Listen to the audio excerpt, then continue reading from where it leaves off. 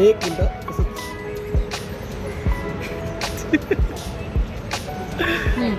या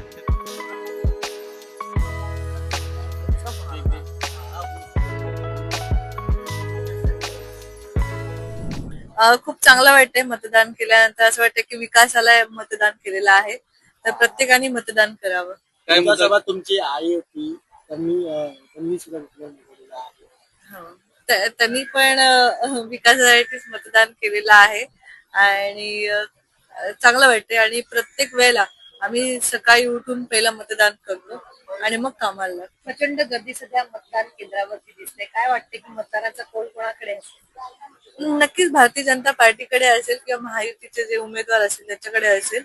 पण काही ठिकाणी तुम्ही बघाल तर मतदान यादीतून पूर्णच्या पूर्ण बिल्डिंग वगळण्यात आलेले आहेत. तर मतदार थोडे नाराज आहेत आणि येऊन सुद्धा त्यांना मतदान करता येत नाही. ते एक वेगळी भावना आहे. ठीक आहे.